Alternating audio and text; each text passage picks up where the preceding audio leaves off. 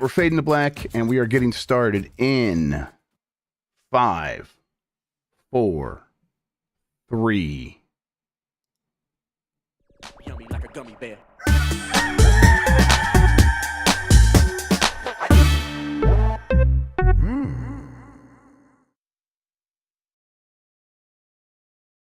It's the internet. You're busy. Let's do this for February 5th, 2024. For the next hour or so, let me help you sort through the world of gaming on Game Mess Mornings Live with me, Jeff Grubb. Today, I'm back and, oh my God, why is everything on fire? But first, please join me in welcoming today's co-host to Game Mess Mornings. It's Mike Minotti, everybody. Mike, how are you doing? Jeff, you've got a fast car, and I got a plan to get us out of here. Yeah, that's been in my head, too. We were talking about it before. Literally, here's how it went, everybody.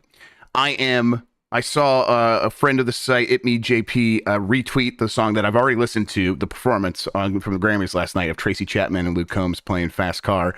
I saw him tweet that, and I listened to it like 25 times already, legitimately. Same. I listened to it again, and I'm like, I got to get in the call with Mike. I see he's in there. Well, it's only a minute and a half of this. I'm just going to finish it. And then I get in, and literally I click in, and the first thing Mike does is start singing the song. So. I was literally listening to it in the shower. I know. I was literally listening to it last night, getting emotional and trying to learn the lyrics. Oh, no. We're all part of a society. It's a really good song. Always has been. Really always. Yeah. When I heard it as a kid, I'm like, man, I love this song. And I've only loved it more as time's gone by. And hey, shout out to Luke Combs for bringing more attention to it and doing an awesome performance with her. So duet is incredible. Yeah, look that up. It's really good. Yeah, it's all over social media, so you've probably seen it now. It's on social media. Social media. Sean's trying to make us feel old. Actually, we're timeless, just like that song, Sean. So sorry, you can't get us on this one. No, I'm not gonna. I'm not gonna feel even remotely bad for liking Fast Car. Sorry. No, absolutely not. Mike, what did I miss? What happened last week? Oh God, yeah. It's bad. I think games are good. Games are good. Everything else weird or bad. Weird and bad. All right. Yeah. When it comes to giant bomb related stuff, I got into a call to do something, and Dan was talking about just showing up in a city, getting on a plane, and not knowing where he's going. Were you involved? Were you involved in that in any way? Like, I completely missed out on it. Yeah, that happened during the voicemail dump truck, because I said I was going to the Beard Fest this weekend. Not the Beard Fest, excuse me, the Beer Fest. I was about to ask for clarification. Would have been sick too, though. And then he's like, "Oh, that's this weekend. I have these JetBlue points. Maybe I could have gone." It somehow turned into you should just go to an airport, like in like a cartoon or a movie, and figure out where you're going to fly. Like once you're there. I'm not sure exactly what happened. I thought it wasn't going to actually happen. It did. And now I think it might have happened. It did happen. Okay. It did happen. Yeah. I don't know what's okay to say, so I'll just hold off because maybe it's a surprise. I think there's a video happening or something. It's a bit of a surprise, but he did post something to Instagram, so it's not entirely a surprise. Jan has all the footage, he says. Okay. Dan did mention in our chat that he says, I did so much stuff in 24 hours. So, all right. Cool. And there was some weird serendipitous moments and stuff like that. So look out for that, whatever that happens. It's a big moment of growth for him. He's going to be a completely different person next time we see him. This is the start of his presidential arc now. He's going to be president by the time he's done now. And the video games seem weird. I suppose we should probably just get into it because there's a bunch of big stories. I'll explain what we do here first. Most weekdays, I, Jeff Grubb, will help piece your gaming life back together. That includes breaking news and maybe even some of our own original reporting. Got a little bit for y'all today. For all these topics, I'll get the input of a bona fide expert who will make me look smart. If you are watching live on Twitch, welcome. You can always listen to the show later on podcast feeds by searching for Game Mess Mornings or find the RSS on giantbomb.com. You can also catch the show later with chapters and timestamps on YouTube. Hello, YouTube. All right, we have a lot to get into, so let's start the morning mess with Microsoft plans Starfield launch for PlayStation 5. This is a headline from John Sicamechanico Clark at Xbox Era, which kind of kicked off this latest batch of reporting. It's wild out there, everybody. For many weeks now, you know what? And I'm going to read these first two stories. We got one from The Verge as well. I'm just going to read these stories and then we'll talk about it. For many weeks now, rumors have persisted regarding Microsoft's intentions to release a number of first-party games, namely Hi-Fi Rush and Sea of Thieves, on rival platforms.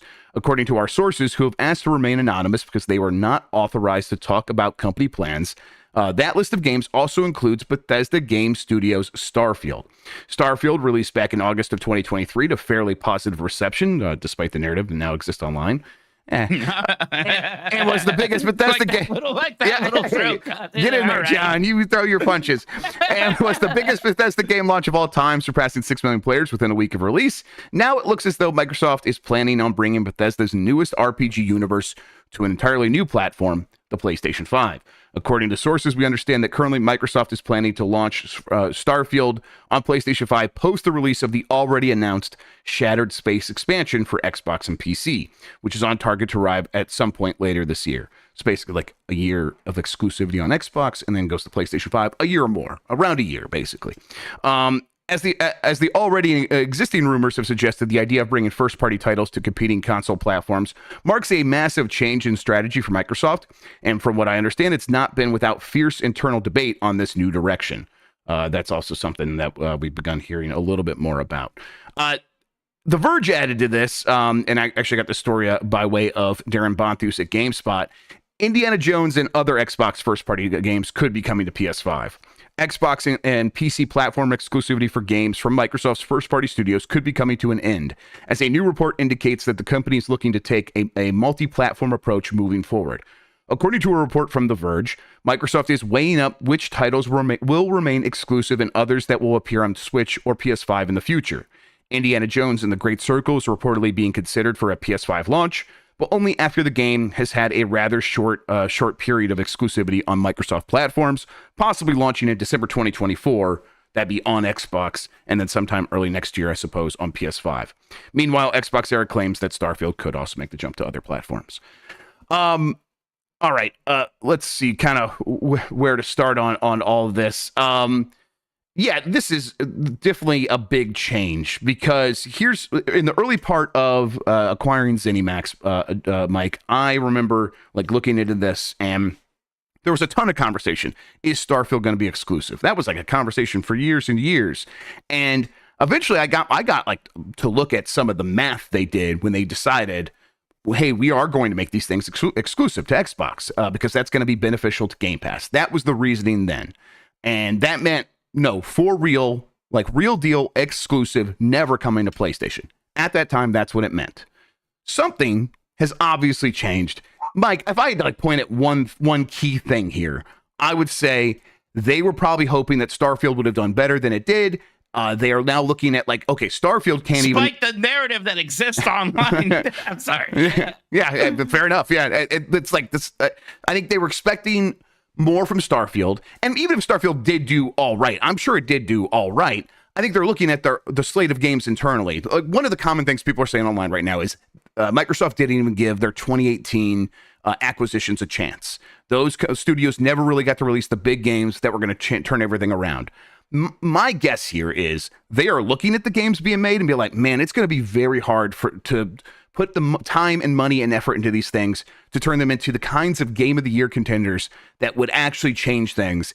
And we can't just keep chasing that because it's actually really, really hard to do. And we couldn't even do it with Starfield. So now here we are.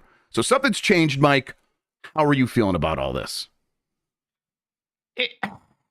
I'm weirded out, I guess. And maybe I'm just, as Sean suggested, old. It's been PlayStation, Nintendo, Xbox for a pretty long time now. And maybe this is me really freaking out and being like, well, this is the end of Xbox as we know it anyways. I don't know if this is like a full Sega moment for them. It's probably if it does get to a point where if Xbox is just releasing its games on PlayStation, it gets pretty hard to imagine why people buy an Xbox instead of a PlayStation. It maybe does. I'm just saying, it's like, I think it's a slippery slope argument, but it's one I fully am on board with. I think you're right. Like, I think we're already on that like path, right? Where it's becoming more and more difficult to convince people to buy Xboxes. And I think Microsoft's at a kind of situation where it's like, do we have to continue investing in trying to get people to buy Xboxes, or do we have to figure something else out? And I don't know what the other thing is, but it does feel like they are choosing that rather than trying to get the Xbox back up to some place where it can compete with the PS5. I guess it does color my perception of all those acquisitions a bit differently. It was one thing when, yeah, we're doing all this so we can really, compete with PlayStation and have, better first party content. And now it's like, oh, we did all that and we're just going to become some giant third party publisher, right? I mean, well, what happened here with that and Embracer Group, the whole acquisition season, right? Seemed like this giant deal. And now we're here and it's like, oh, that didn't work, I guess. Yeah, I mean, I do know internally that they are not happy with the amount of money that all this stuff is making. And I think we definitely know that about Embracer. I think the kind of similar thing happened with Microsoft, not probably to that extreme. But Game Pass has stalled, essentially. That was the differentiator. That was going to be the thing that was going to disrupt everything. And it stalled. And they were going to grow. Now they're going to they're talking about growth on PC. That's not really doing it. That's not, it's just, the reality is that's actually not going to replace the amount of growth they were getting from console. And so, I mean, they're looking down the barrel of several years of figuring out, okay, how do we piece together some relatively big jumps in growth for Game Pass? And they'll probably find it here and there, but it's not like this inevitable thing the way Netflix felt like it was. And so I think they have to kind of drastically change things. Or do they have to? I mean, I think you said hey, they have enough money to keep competing the way that they have. And I think that's right. But at a certain point, it's like, they keep doing the same thing over and over again, and it doesn't work out. And I think they're looking at this as an opportunity to be like, hey, we just made a bunch of big acquisitions. We can change things and maybe start thinking trying to leapfrog into a future that is possible instead of just being like, okay, well, we're here. We got to keep trying to do exactly what PlayStation's doing. But a lot of times just kind of a little bit worse or without a lot of the software support. And so I get the need internally for them to be like, listen, we got to change something. Yeah, I guess, but with Nintendo, when the GameCube didn't sell very well and they had to change something, even though even back then people were like, oh, we're going to see Mario games on PlayStation. Well, no, they just made an interesting console. When the Wii U didn't do well, then they made an interesting console. I guess I would hope that maybe that's what Xbox is thinking here. What are something we can do to differentiate and really come back and compete? I guess I find this perhaps completely throwing in the towel situation a bit weird and a bit concerning. And not that, we talk about competition and PlayStation will have competition from other sources. And it's all really weird. I do think there was some value in having Xbox as this very direct competition.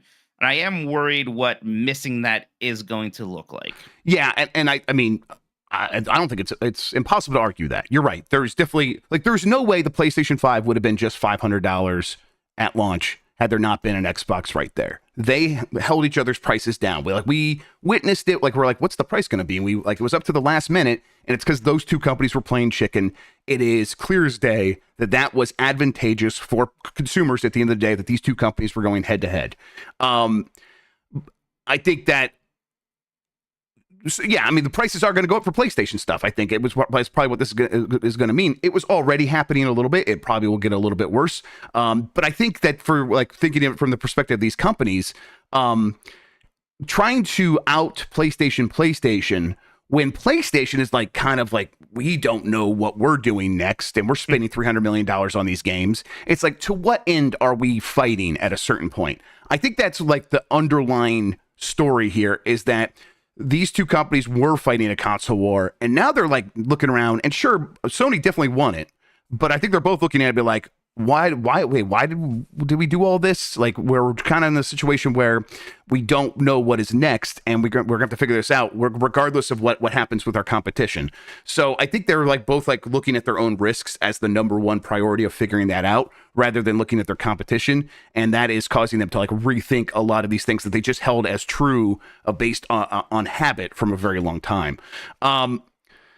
If we start trying to figure out, okay, so what does this look like for the future of Xbox? I think they are still figuring it out. That is there does seem to be internal debate about what this should look like and what this should be. But the kinds of games that are being considered, it's when we first started talking about this a few weeks ago, Mike, it was Hey, yeah, Hi-Fi Rush makes a lot of sense. Sea of Thieves, that's 6 years old. That makes a ton of sense. And like I think we said Pentiment at the time. Well, Pentiment also being considered. That's an obvious one, right? Okay, but the other one that I've heard is definitely under consideration. Doesn't mean it's going to happen, but it's in talks. Is Gears of War.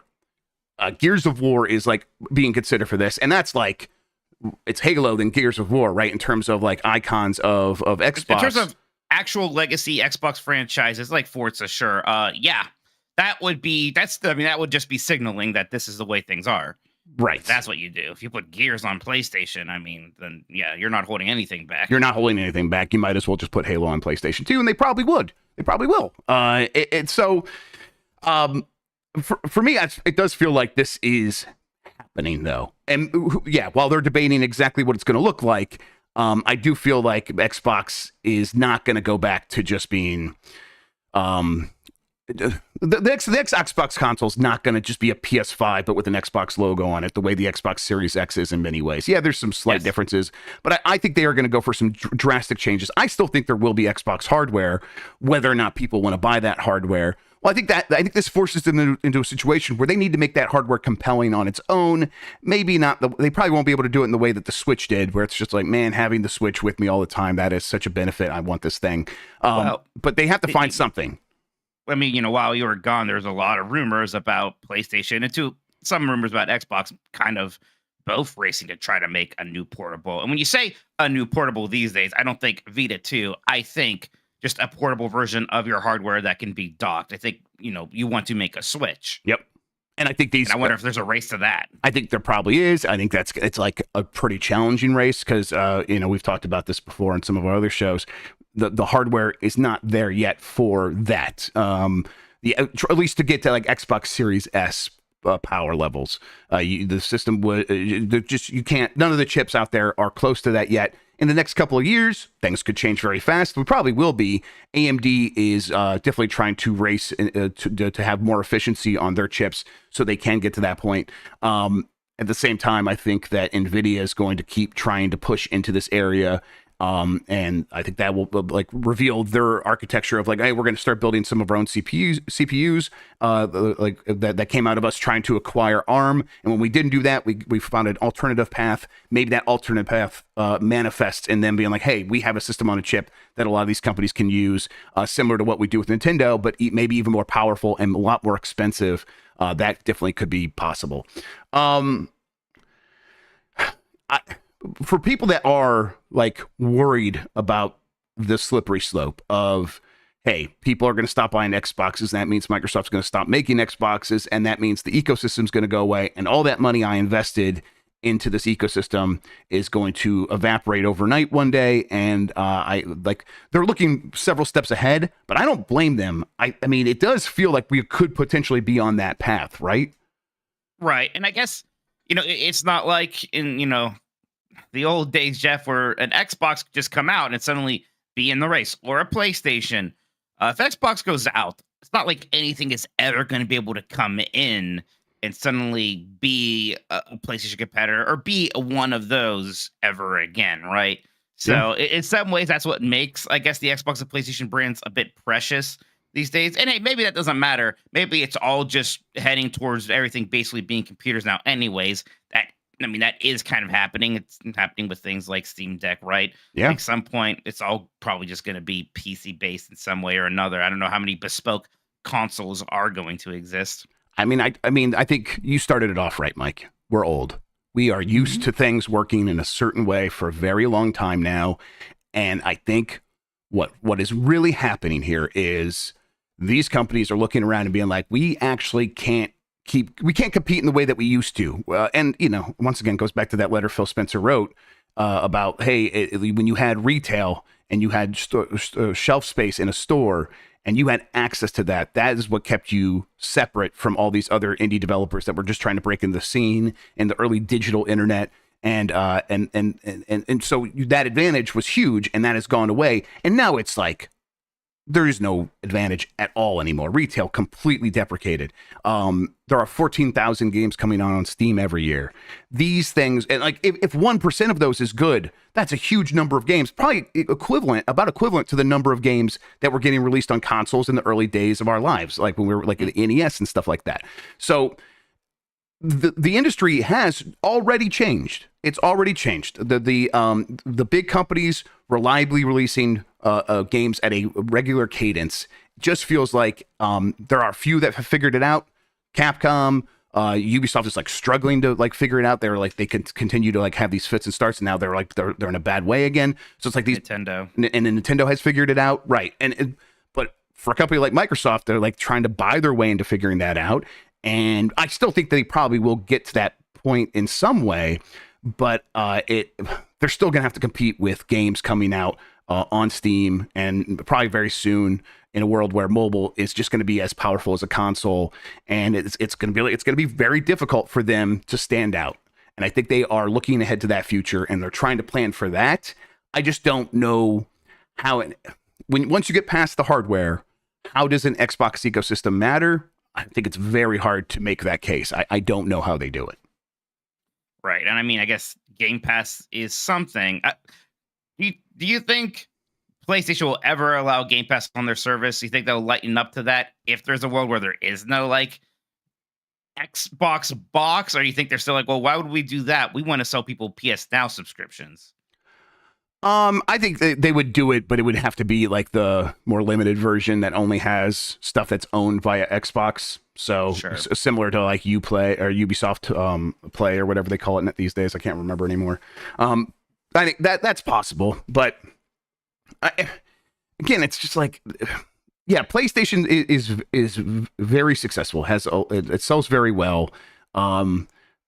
But I think Microsoft's just trying to look beyond console, and I mean, we know. Well, that's what he said as much to you at Summer Game Fest, GB at night. That's what he told you that right then. And my ears, I think I told you right afterwards how I was a little surprised and almost freaked out by how then he was de-emphasizing the box. I mean, this has been something clearly on Phil's mind. Yes. I would guess he's the one that's driving this conversation a lot, probably from opposition to some of the company, like you said, but I definitely think that this is his vision. Yeah, was this the original vision, or is this the one that's born out of the reality that he finds himself in? Probably a little bit of both. But yeah, I mean, I think they've been saying this for a while, and a lot of us, I think, you definitely heard it then, and I was like hearing it then. I was trying to like find the wiggle room. Well, yeah, of course, but Xbox still, right? And it's like, maybe not. Things are changing pretty fast, and I think Xbox is going to try to figure out what that looks like, and it's going to be pretty messy going forward. Now, the other thing I like corroborate is that a rumor that there will be something at the end of February where they're going to explain this change. That is something that they definitely were talking about. Do they move that up? They probably should, because the fallout online from this really has been a lot of people being like, I am now afraid to buy games digitally on my Xbox, or just to invest any more money in Xbox, because people are seeing that future and they're like, I don't know if I trust this anymore, because I was buying this under the assumption that there would be hardware to support all this, and that would be the central hub, and I can come back to that, and that offers this sense of security as someone who's buying something that you're invested in the hardware platform. Well, I'll invest as well, and then I'll buy some games on there. Once you take away that like keystone, a lot of people's faith in it begin to get shaken pretty fast. Do you think that they're going to have to talk about this like this week, or do you think they just keep letting the conversation happen and they stick to their plans?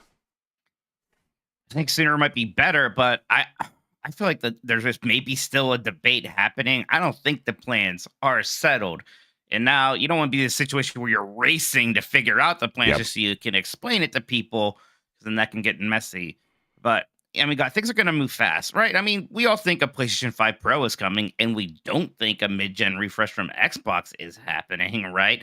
I mean, God, so that's already going to tip things further one way. But then you talk about Gears of War.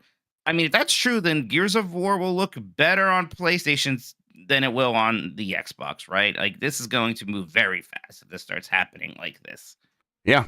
And those little things, like we say that, it's like, okay, well, so what? I mean, it'll look better on PC. I mean, those stories add up fast, and it just makes it feel like the Xbox brand is not valuable and it is easy to ignore. And that's kind of death in a lot of ways for a brand when it's like, oh, well, I mean, you're not investing in it. Why would I? And so it's like, again, you come right back to that, to people thinking it's going to go away. And it is going to go the way of Sega. It's easy to assume that based on what we're sniffing out of these things. They could come out and clear this up and I think set people's minds at ease. But they could also continue doing what Microsoft has been doing for a very long time now, which is like saying one thing and then a few months later kind of doing something that feels like the opposite. So we'll see. All right, we're going to take a quick break. When we get back, we'll start speculating about what's going to happen with a Nintendo Direct, if one's going to happen. We'll see right after this.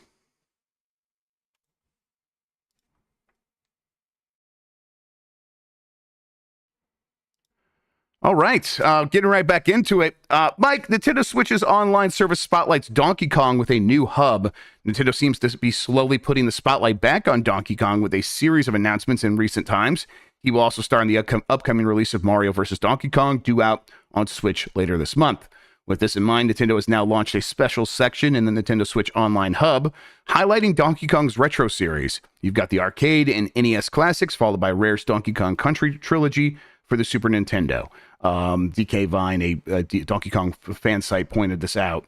And people are speculating that maybe they're doing this because they want to bring more attention to Donkey Kong, because there is maybe a new Donkey Kong game coming. At the very least, we know Donkey Kong is getting a lot of focus because he's going to be a big part of the movies, and they have the ride happening at Universal. But also that stuff could also be part of, and there's a game coming. How do you feel about it?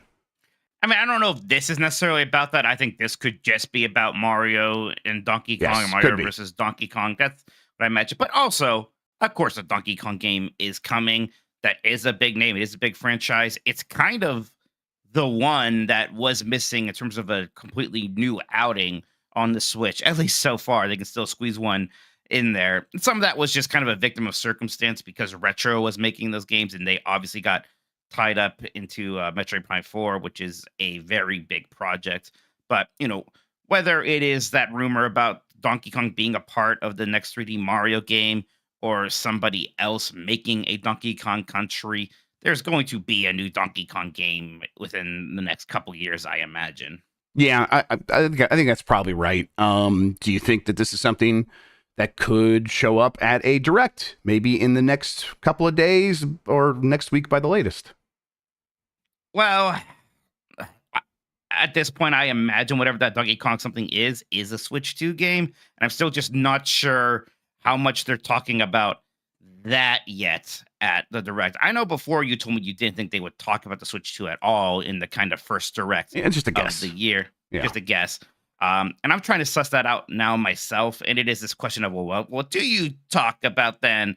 And there are things like, obviously, you saw Princess Peach Showtime coming out. You do have Metroid Prime 4. Let's just talk about it.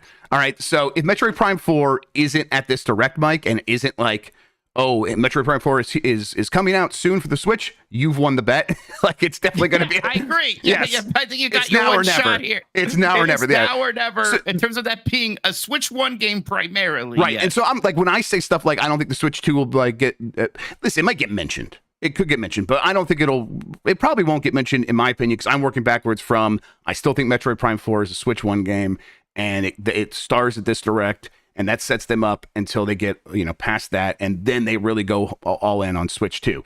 That may or may not happen. If it doesn't happen, then I think the rollout of what's happening with Nintendo over the next several months looks very different. It probably does involve Metroid Prime 4 being a cross-gen game, and they start talking about Switch 2 relatively quickly. The timing does make some sense, right? Because we're in February, so that gives you like 6 to 9 months of marketing time, and that is a window in which launching new hardware, you could definitely start talking about it at any moment during that time. But we'll see. Like, if they don't mention Switch 2 and they don't have Metroid Prime 4, I guess there's a chance it could just be like kind of a fart of a Nintendo Direct. But is there anything else that could show up that would make you feel better? Well, I mean, they will I kind of hope we get Metroid Prime 2 remastered shadow dropped. I've been really looking forward to playing that one. There are things like that Fire Emblem remake of the genealogy wars, or Genealogy of the Holy whatever. War, yeah. Genealogy of the Holy Wars. There's that. So there are things like other ports, like dare I say, Wind Waker, or stuff like that. Yeah, I know. But I don't think we're going to be getting. I don't think there's going to be another giant Switch only game on the level of maybe even a Pikmin 4 again anymore. I think we are going to be getting some like cool things like Princess Peach and some really nice remakes or remasters like Thousand Year Door or Metroid Prime 2. But otherwise, I think it's coasting a little bit. But I don't know. There's got to be something for the summer that's a big side. I know that's where you think Metroid Prime 4 could slot in here. Yeah, could. It could. So maybe there's something else happening then. But we know how badly they were burnt trying to support the 3DS kind of leading up to and past the Switch coming out, and how people just kind of stopped caring.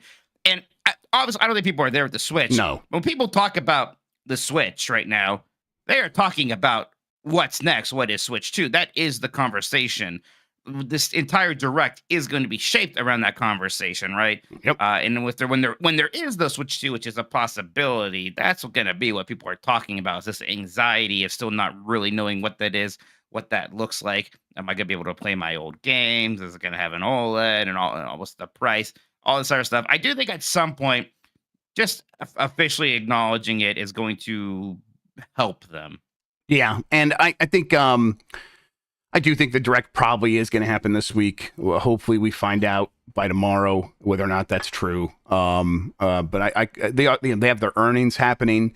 A lot of stuff is lining up where it's like, hey, they could start talking about that hardware. And when I think back to Metroid Prime 4, there's two big options. You do treat it like, hey, this is equivalent to Zelda in our mind, and we do want it to be cross-gen because we want it to be a launch game for the next platform, and it's that important to us. And then it's on the old hardware, so it could still sell to that huge audience. At the same time, I think that Nintendo knows the reality at the limits of Metroid, and they're like, we should just sell it on the system that has the most people and just make it like clear that it's for that, and try to keep people excited about the Switch while we still have them buying games on the Switch. So it's tough to figure out like which way they're going to go. They could easily choose the route of making it a cross-gen game. I just think it won't be like a Zelda or a Mario where it's like a huge system seller. At least it doesn't seem like it could be. So that's you don't even entertain the possibility of it just being an outright Switch 2 exclusive, because I still think that's a possibility. No, that's possible too. It definitely is, but I hope it's not, because that means it's probably much further off than what we're talking about here. I want to play it now. Other things, Genealogy of the Holy War, Metroid Prime 2, 3 remasters could come. Do you want to get excited about Spoon Heaven, Hollow Knight, whatever the fuck the game's called? Silk Song. Silk Song. Silk Song's their big summer. I don't know. It's so weird at this point. It's like that game's got to come out eventually, right? It's definitely big enough at this point to just show up at a direct proper, but it's such a fool's errand at this point. And what's weird is even when we do finally see it, like we did finally see it at that Xbox thing at some point, and it was like, okay, well, it still isn't coming out anytime soon. I guess it was nice to see it. The Xbox thing was like the one where it's like everything's coming in the next 12 months too. That one especially hurts. That's good stuff, man. Right. So, man, that's going to be probably a pretty big game. I mean, I get it in some sense because Hollow Knight is like the giant Metroidvania. That's kind of like part of its whole shtick. And once Silk Song became a full game instead of DLC, I could see why they kept having to sort of add and add to it to make it as massive. Still a little surprising it is taking that long. And then someone from chat here, let's see if I can find their name. Ham Sorrow says, "Where is Mario Baseball?"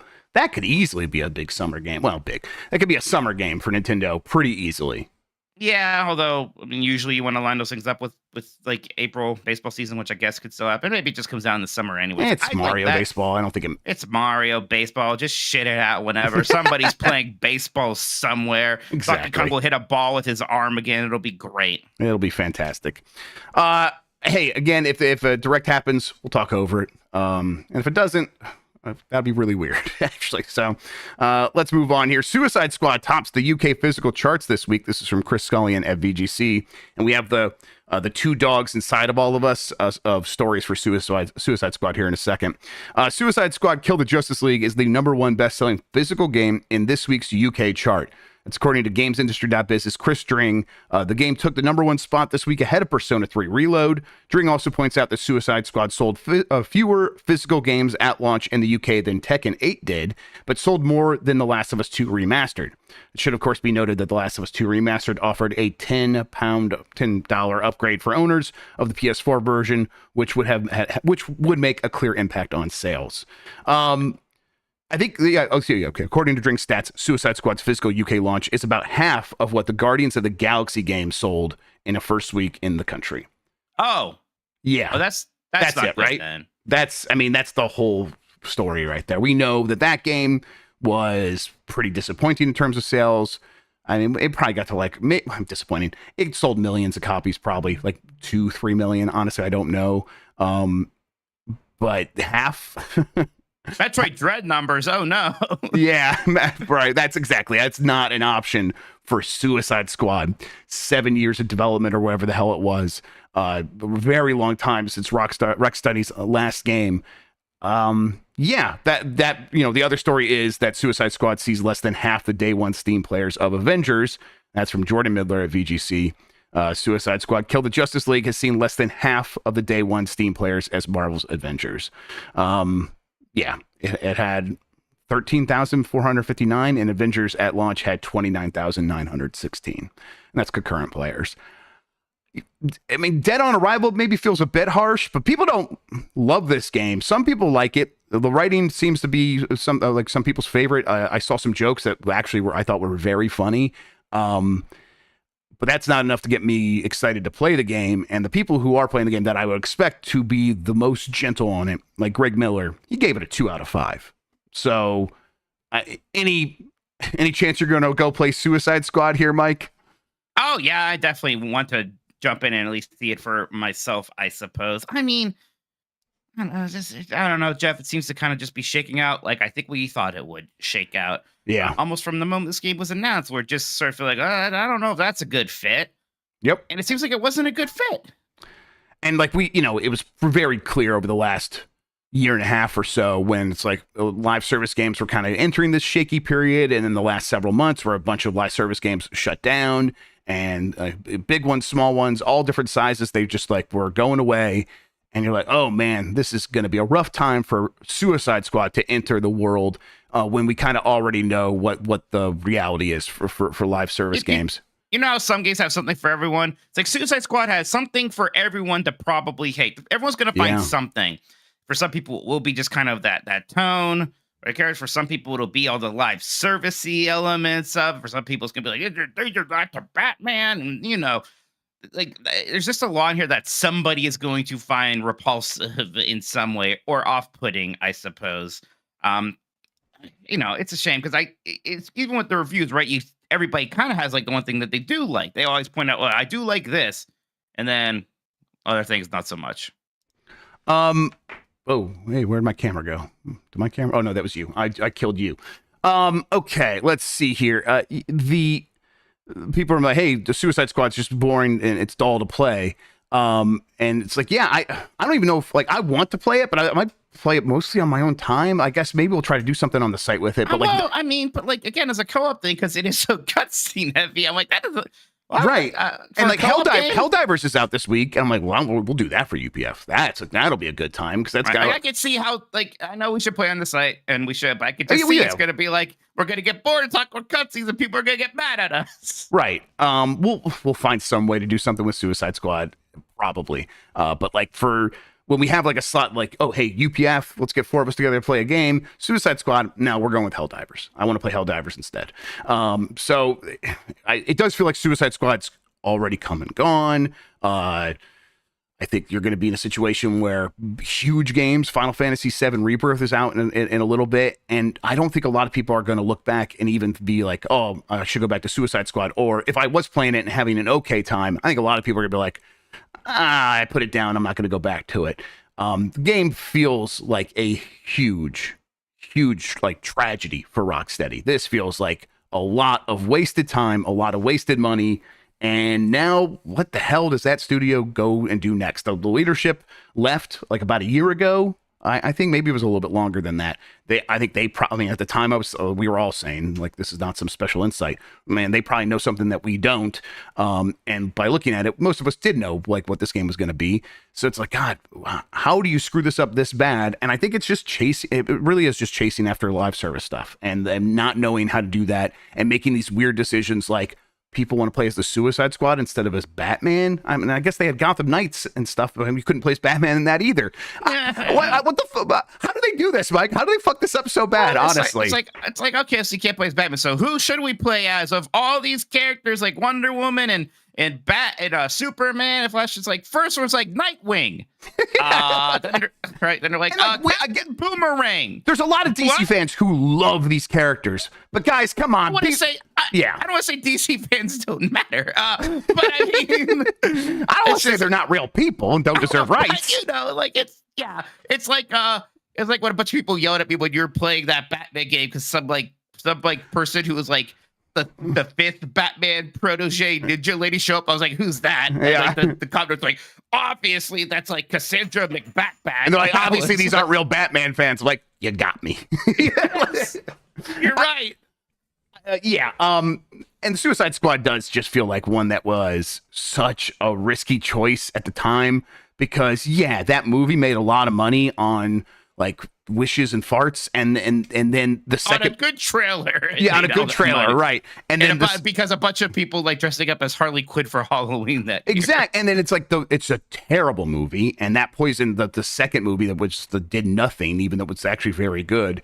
And so it's like, man, they are stuck on this. They have to keep making a Suicide Squad. They can't change it now. But hey, here we are. I mean, I think that's why you're going to see we're talking about how licensed games are back, Jeff. It is going to be very safe licenses. It's going to be stuff that has been around since dinosaurs like us were watching VHS tapes. I'm sorry. We apologize, but everybody. That's going to be what you're stuck with. The EA's got the several Marvel games. No guarantee that any of those hit like a Spider-Man does. It's like, it really is like, Spider-Man can work.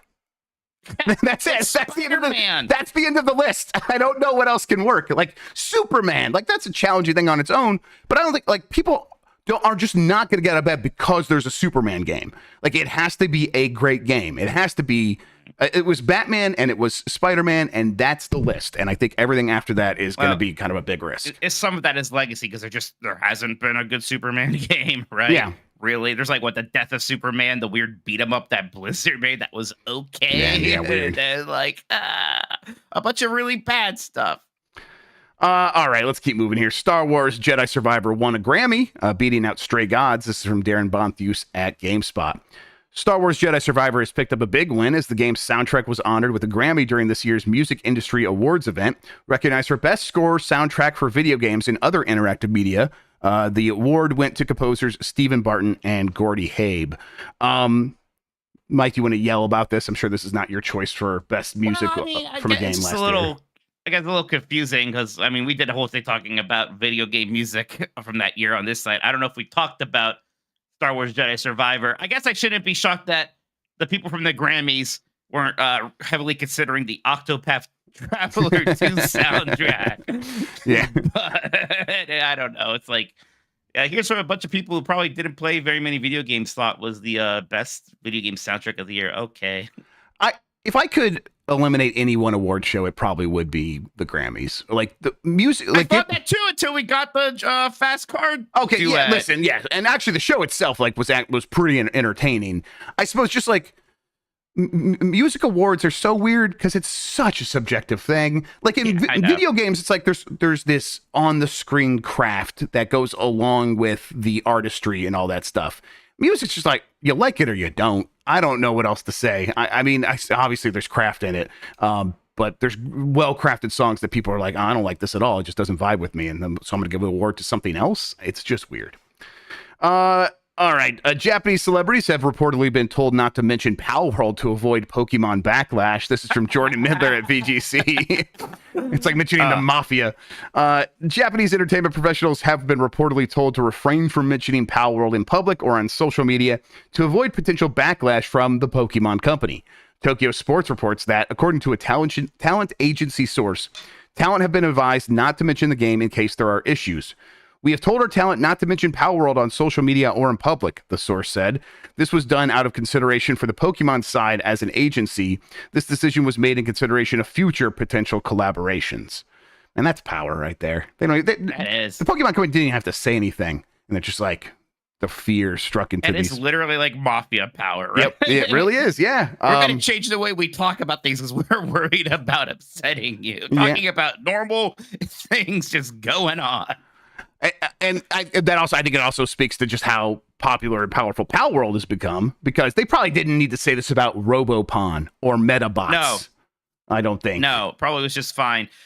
I mean, Palworld's on Game Pass and it's doing very well. They're like, I mean, is that a boost for them at all? Like, is it still just not really anything for them to get super excited about? For Xbox, I mean, I think it's every little bit helps, but I mean, I think it really comes down to how many new subscriptions they're adding.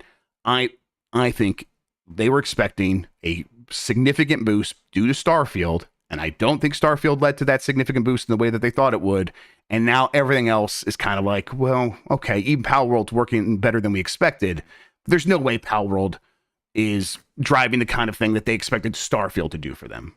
Yeah, I guess the good news is, you know why with Starfield, it maybe just wasn't quite good enough. But again, if you're looking at your pipeline, like, well, that was our shot in terms of like potentially being this mass appealing thing. Like, yeah, we have Hellblade 2 this year, but that's maybe a bit more niche. We have Indiana Jones, that's going to be a hit, but man, nobody saw that last movie. Is that going to really be able to be some absolutely massive thing? Who knows? Yeah, I guess I could see why, if Starfield didn't do what they did for them, I could see that being so disheartening and so big that it can change your entire strategy. Yeah, I mean, and again, like, people will say when I'm talking about this on Twitter, well, what about all the other games that got announced and haven't come out there? Perfect Dark and Avowed and all these other ones. And I mean, let's be realistic, and let's think what is probably happening. What's probably happening is the people in charge of Xbox are going and looking at these games and saying, well, we don't expect any of these things to do what we expected Starfield to do. And even if the ones might suddenly break out, one breakout hit is not enough. It has to be a consistent string of massive successes to do any dent into what we need to dent in order to make a change in the industry in terms of our market share and things like that. And so it's like, it's an uphill climb. It's one that might actually be impossible, and they're just, they haven't been good at it so far.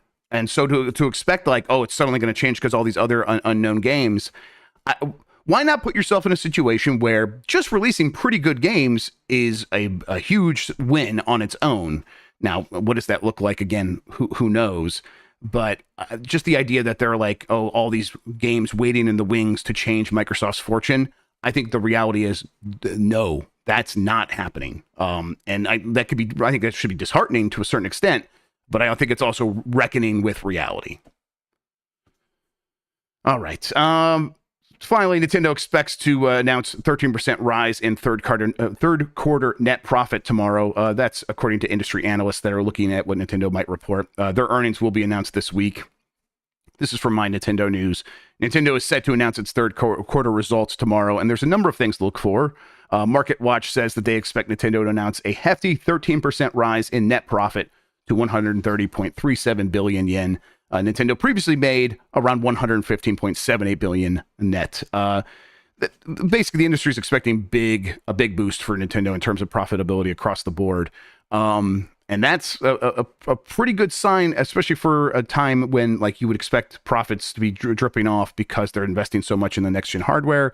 Seems like Nintendo is saving money by making fucking LCDs instead of OLEDs. But yeah, Nintendo, in terms of like where they're at financially, they are very strong, but they want to like invest in making a lot more games. Mike, do you think that they are going to be able to do that in a way that's sustainable? And like, while a lot of these other companies have struggled, do you think there's a Nintendo way of doing things where they're going to be able to maintain this as they go into the Switch 2? I don't think it's going to come for Nintendo a little bit here. I think, I mean, it has already in some ways, right? I mean, Tears of the Kingdom took a very long time to make, and that was a Zelda game that was using a lot from its predecessor. I mean, games probably specifically to save time too, right? Like they probably did that to save time, and it was still like 7 years.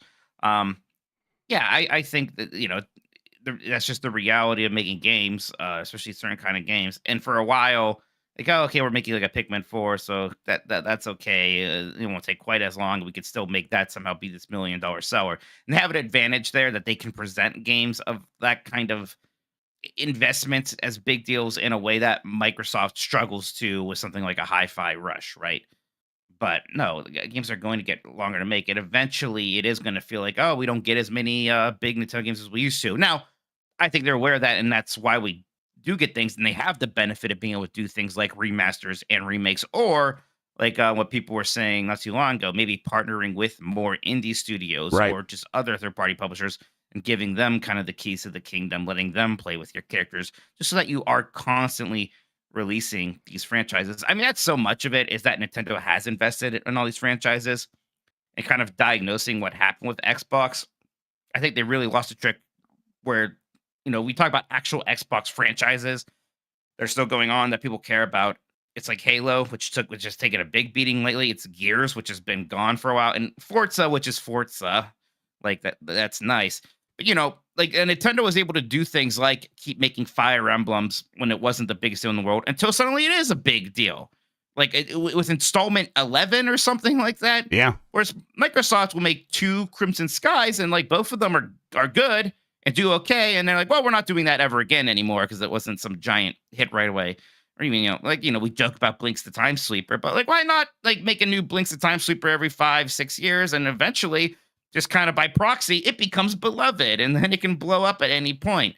PlayStation's having this problem to a lesser degree too, of losing a lot of its legacy franchises just because they don't have those Japanese studios who made those games anymore. But that is Nintendo's biggest strength, is that it has a lot of legacy, and it still capitalizes on that legacy. Yeah, I mean, I think there's something to what you're saying about sticking to things. Like, I think a few years back, maybe 5-10 years, people looking at the Japanese video gaming industry would be like, well, we should probably like kind of really de-emphasize that. And Sony definitely has. They're like, we want to sell games globally, and that means not worrying so much about what the Japanese audience wants. And Nintendo's like, well, I'm just going to keep doing me. And now their Japanese sales continue to grow year over year. And it's in a situation where like they dominate the chart. There was like the best selling games in Japan, and the 15, 16 of them are just Nintendo games. And so a lot of that is Nintendo does have a longer legacy, and that stuff is paying off. But a lot of it's just like, Nintendo slowly sort of just molded itself into the kind of company that fit with the way Japanese gamers are playing.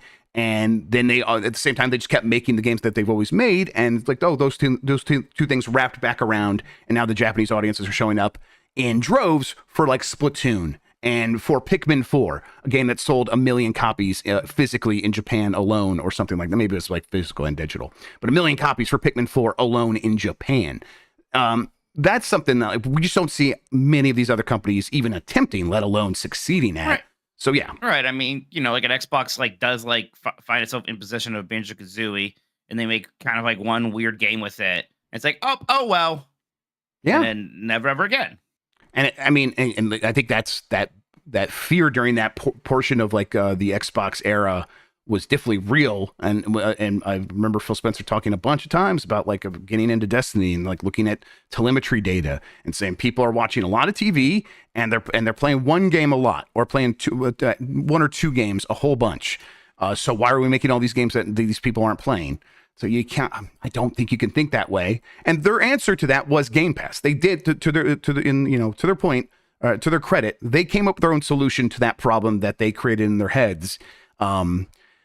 But maybe at a certain point it was too little, too late, and now we're like, okay, yeah. So you put out Pentiment and all these other things that are kind of beloved, but they do feel like people are asking, where are the big games in this service, and it's just, I don't know, too little, too late in a lot of ways.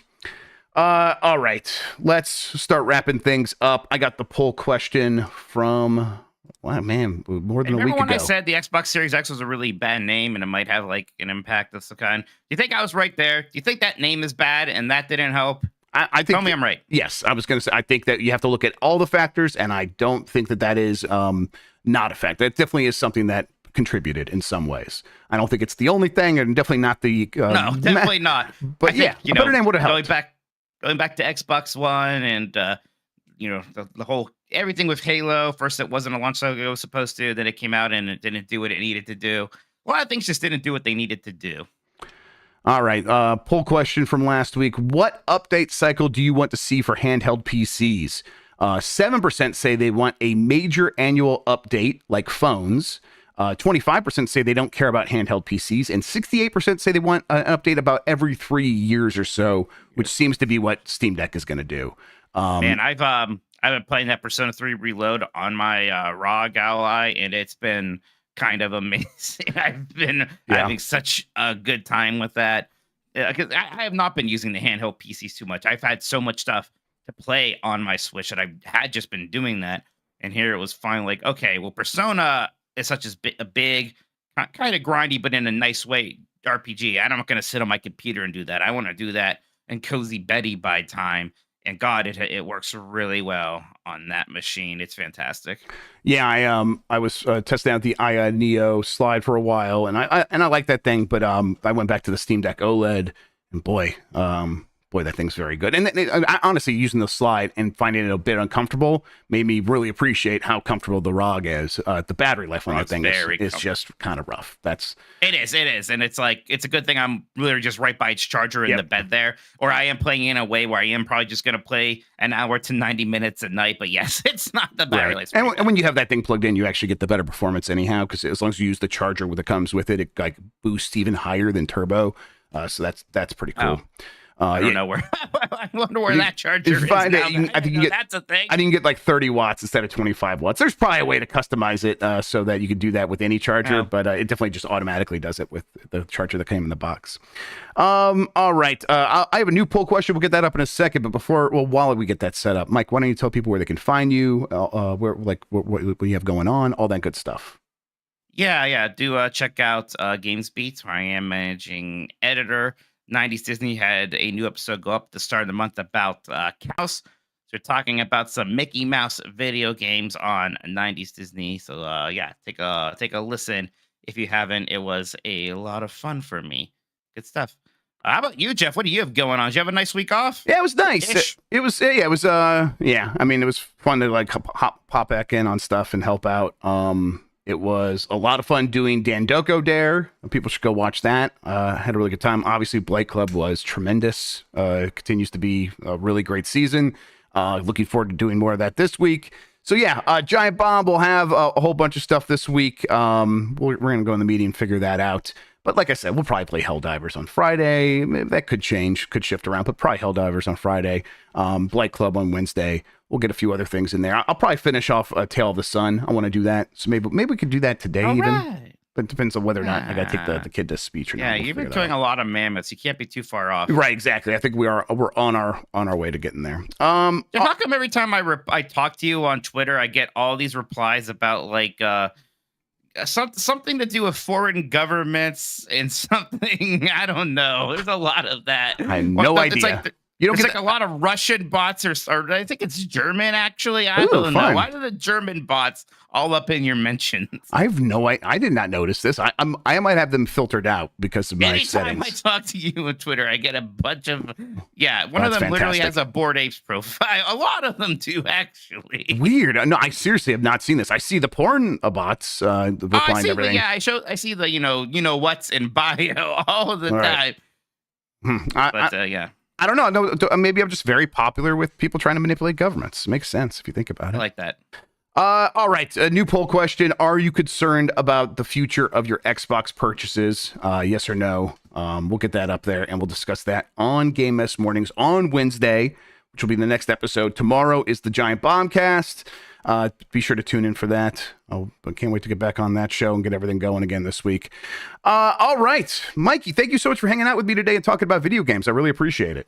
Yeah. I thought I would switch it up and talk to you about these things for a change. Yeah. You know, we always like to keep people on their toes. I was actually I was like almost anxious to talk to you about it. So I was very happy I could be on. Yeah, me the too. show I was like, today. yeah, if I can get Mikey, that'd be great because we hadn't talked about this stuff, and I missed Game Mess and stuff last week, so our podcast. So yeah, it's been a minute. All right, everybody, thank you for watching. You're the best audience in gaming. Until next time, have a good one. Take care of yourself, and goodbye. Fade to black.